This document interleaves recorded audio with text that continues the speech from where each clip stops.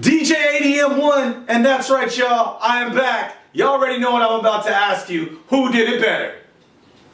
Now in this episode, we're gonna do it just a little bit different. Same preference, who did it better, but now I'm gonna ask you another question.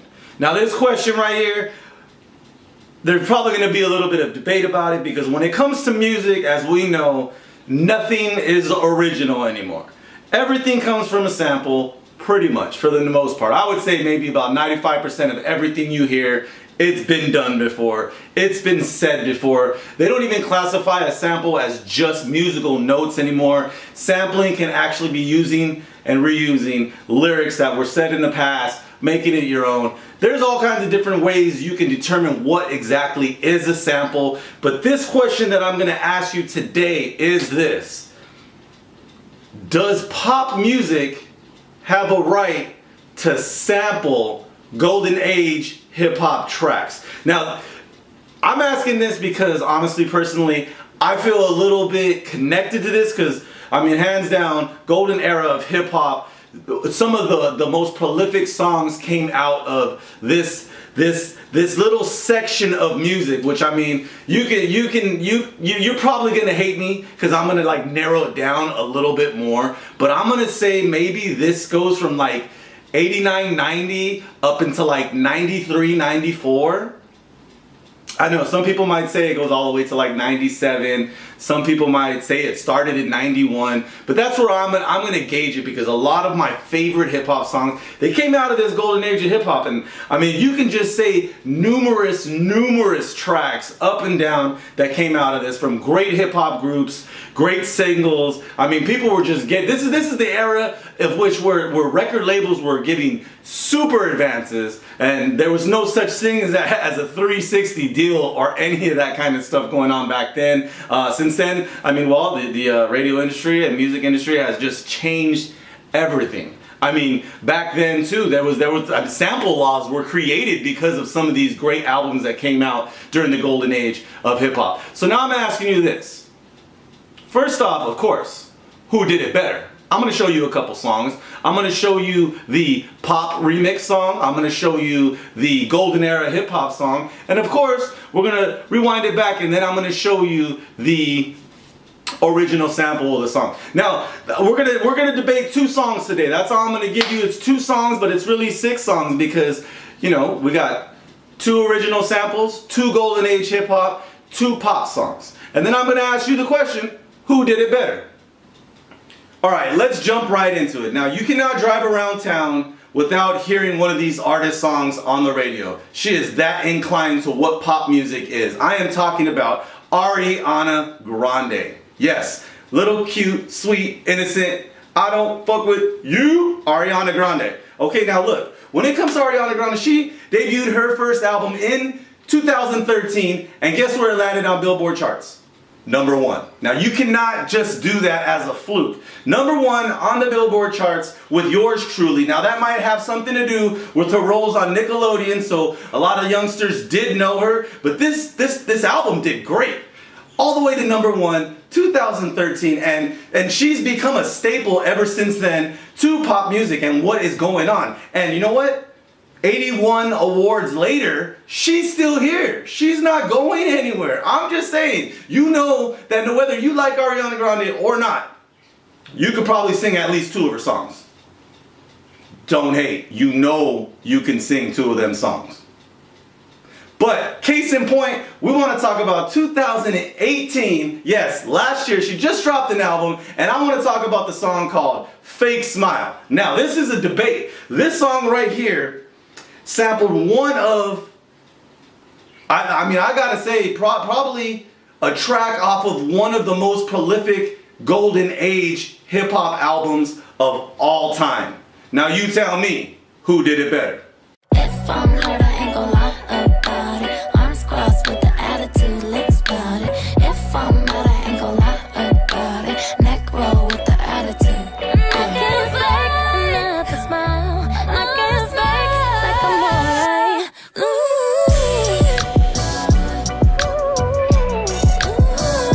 And I won't say I'm feeling fine. That's what I feel, so I can't lie.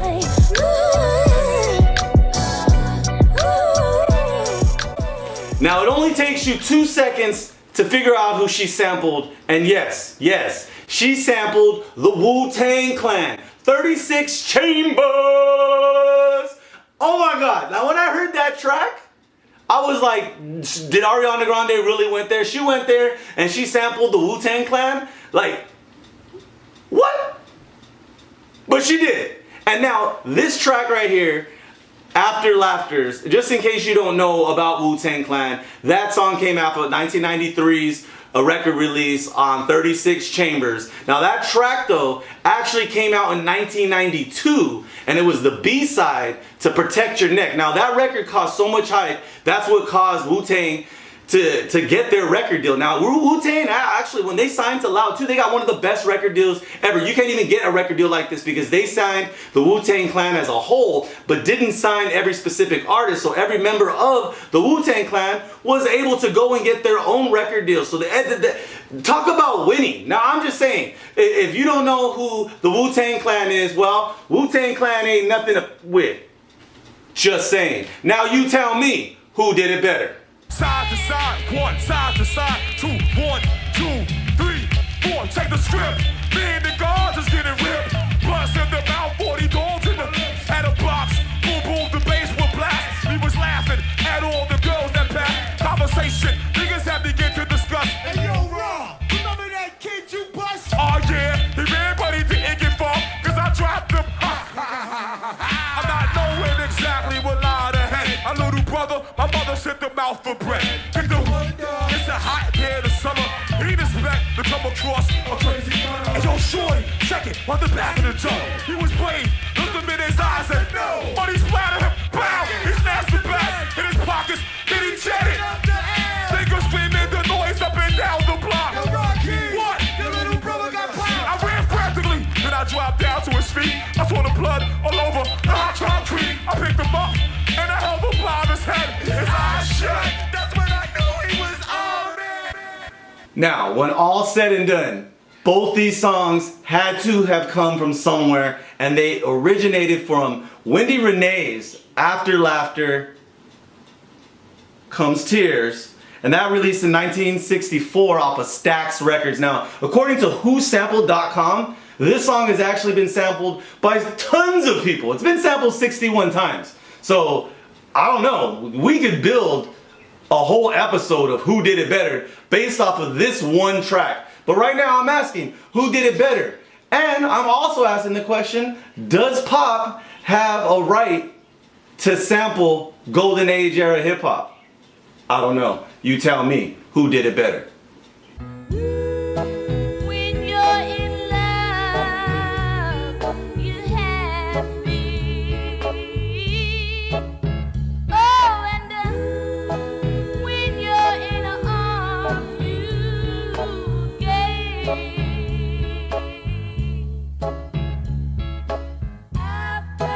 This doesn't last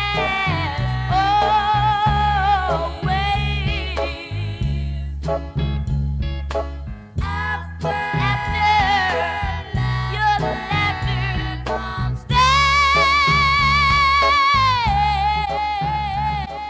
Alright y'all, it's time to bring in the next challenger. Now this next artist, well, she is an actress, she is a singer, she is a dancer, she is a producer, and she hit the scene in 1991 as a fly girl on one of the greatest sketch comedy shows, sorry SNL, of all time, in living color. Of course you know who I'm talking about. I'm talking about Jennifer Lynn Lopez, aka J.Lo. I mean, when it comes to J.Lo, J.Lo has really taken over the pop scene, and honestly, she's not going nowhere. She is not going nowhere now.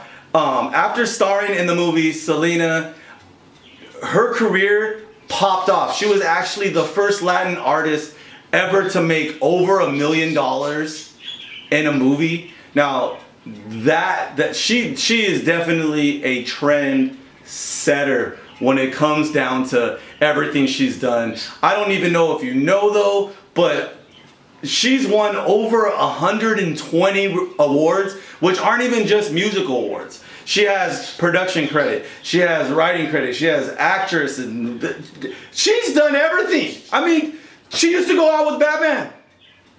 He didn't know he was Batman yet, and maybe some people don't even like Ben Affleck as Batman. I'm Batman. But it doesn't matter. She's J-Lo. I'm just saying, it does not get more pop than this. Now, after her album in 1999 came out, and like she's been blowing up ever since, but I want to talk about this song right here. It's off of her album entitled AKA, and it's Trouble featuring Nas. And I won't lie, I kind of like it. But you tell me, who did it better? This ain't no ordinary boy. This ain't no ordinary boy.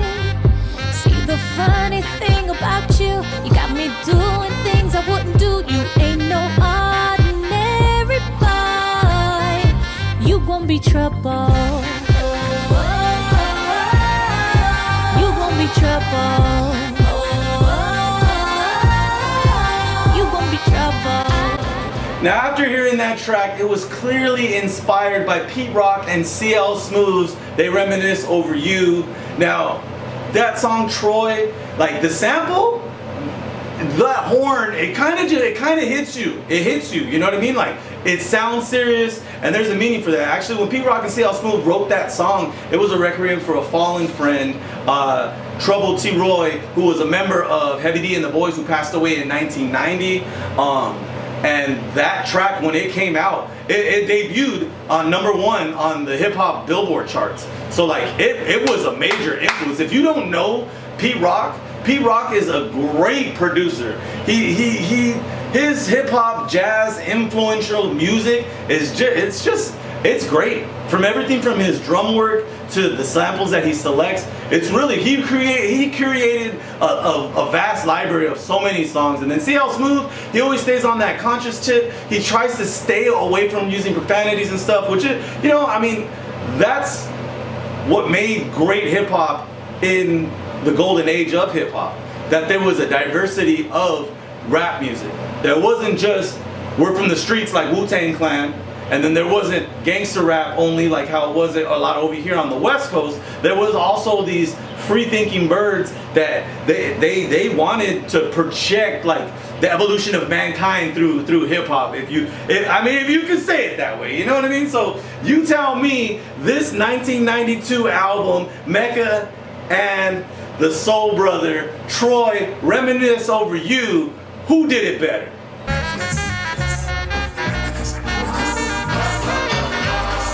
I reminisce for a spell, or shall I say think back 22 years ago to keep it on track. The birth of a child on the 8th of October, a toast, but my granddaddy came sober. Count all the fingers and the toes, now I suppose you hope the little black boy grows. 18 years younger than my mama, but I really got beatings cause the girl loved drama. In single parenthood, there I stood. By the time she was 21, had another one. This one's a girl, let's name her Pam. Same father as the first, but you don't give a damn.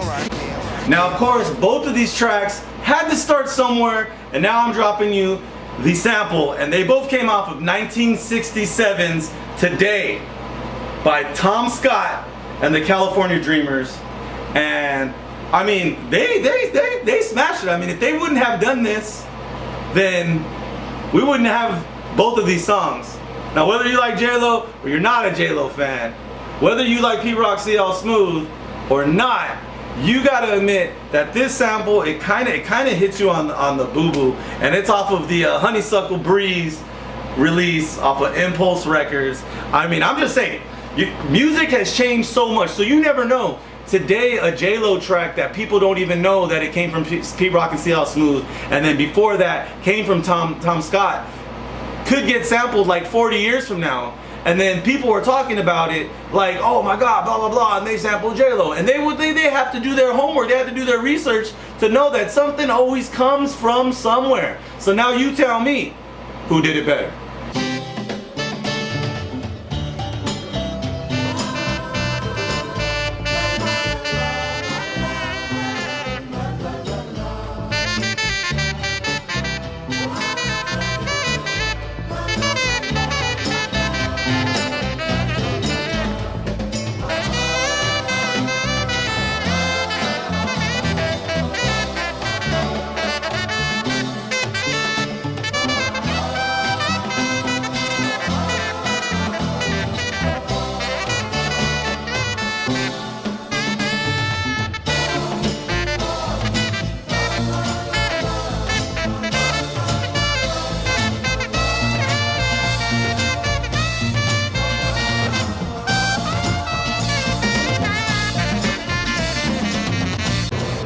Now, before we leave, I gotta answer the question, of course, who did it better? And number two, does pop have a right to sample golden era hip hop music? The answer to that question is, well, of course, yeah. Because if we didn't have people sampling these songs, then these songs might fade off into history. So yes, they do, but they better do it right. Because with people like Wu-Tang Clan, Pete Rock and C.L. Smooth, there's so many more that if they get sampled, they better come correct or they will be garbage.